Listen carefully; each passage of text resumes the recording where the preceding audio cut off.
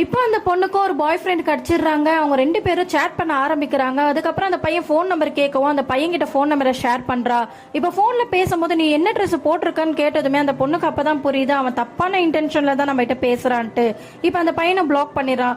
ரொம்ப வருஷமா பழகினா அவங்க ஃப்ரெண்டு கிட்ட போய் சொல்றான். உடனே அவனை கேட்கறான், ஏன் இந்த மாதிரி ஆள்கிட்ட எல்லாம் பேசுறன்னதுமே இல்ல நான் அவனை பிளாக் பண்ணிட்டேன் அப்படின்னு சொல்றான். ஃப்ரெண்டு சொல்றான், எதுக்கு இந்த மாதிரி ஆள்கிட்ட எல்லாம் பேசுற, இவங்களாம் இப்படிதான் அப்படின்னு சொன்னதுமே இல்ல நான் அவனை பிளாக் பண்ணிட்டேன் அப்படின்னு சொல்றா.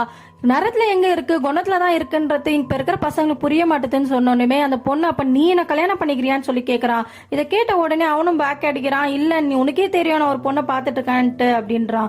இப்ப அவங்க வீட்டுல ஒரு மாப்பிள்ள பாக்குறாங்க. புரோக்கர் ஒரு வரன் கொண்டு வராரு. என்னன்னு பார்த்தா அவர் ஒரு பிசிக்கல் சேலஞ்சரா இருக்காரு. ஆனா அவர் தாலுகா ஆபீஸ்ல ஒரு அட்டெண்டண்டா வேலை செய்யறாரு. அவர் உங்களுக்கு ஓகே நான் கல்யாணம் பண்ணலாம்னு சொல்றாரு. ஆனா அவங்க அப்பா அம்மா வேணான்னு சொல்லிடுறாங்க. இப்ப புரோக்கர் கிட்ட இந்த மாதிரி வரன்லாம் பாக்காதீங்க அப்படின்னு சரின்னு சொல்லிடுறாங்க. இப்ப இன்னொரு ஒரு வரன் வருது. ஆனா கொஞ்சம் காசு கேட்கறதுனால அந்த கல்யாணம் எப்படி பண்றதுன்னு சொல்லி அப்பா அம்மாவும் பேசிட்டு இருக்காங்க. இதை கேட்டு அந்த பொண்ணு இல்லப்பா எனக்கு இந்த கல்யாணம் வேணாம்னு சொன்னதுமே அவங்க அப்பா, ஏன் உனக்கு என்ன குறை, ஏன் இந்த மாதிரி பண்ணிட்டு இருக்க, உனக்கு இந்த மாதிரி வந்தாதான் உனக்கு கல்யாணமே நடக்கும், என்னைக்காவது மூஞ்ச கண்ணாடியில பாத்திருக்கியா, யார் உன்னை கல்யாணம் பண்ணிப்பா அப்படின்னு சொல்லி கேக்குறாரு. இதை கேட்டு அந்த பொண்ணு ரொம்பவே உடஞ்சு போயிட்டு அழுவ ஆரம்பிக்கிறா. இப்ப அந்த பொண்ணு யூடியூப்ல ஒரு வீடியோ போடுற. அந்த வீடியோல நீங்க எப்பவாது சிரிக்க முடியாத ஒரு சூழ்நிலை வந்திருக்கா, ஆனா எனக்கு இருந்திருக்கு. என் வாழ்க்கையில நான் ஸ்கூல் படிக்கும் போதும் சரி எல்லாருமே என் எத்து பல்ல பார்த்து கிண்டல் பண்ணுவாங்க, நான் சிரிக்காமலே இருந்திருக்கேன். ஆனா கொரோனா வந்த அப்புறம் தான் நான் சந்தோஷமாவே சிரிக்க ஆரம்பிச்சேன். ஏன்னா அப்ப எல்லாருமே முகம் மூடி அணிஞ்சிருந்தோம். அந்த மாஸ்கால தான் என் எத்து பல்லு தெரியாம நான் சந்தோஷமா சிரிச்சேன்.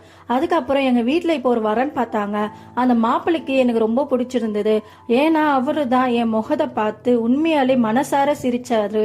அந்த சிரிப்பிலே தெரிஞ்சது நான் எவ்வளவு அழகா இருக்கேன்னு தெரிஞ்சது. எல்லாருக்கிட்டையும் நான் சொல்றது ஒண்ணுதான், அழகுன்றது குணத்திலயும் மனசுலயும் மட்டும் தான் இருக்கு, முகத்துல கிடையாது, கலர்ல இல்ல. அதனால எல்லாருமே மனசார சிரிங்க அப்படின்னு சொல்லிட்டு அந்த வீடியோ முடிக்கிறா. இப்ப அவங்க அப்பா அந்த வீடியோ பார்த்துட்டு ரொம்பவே கவலைப்படுறாரு.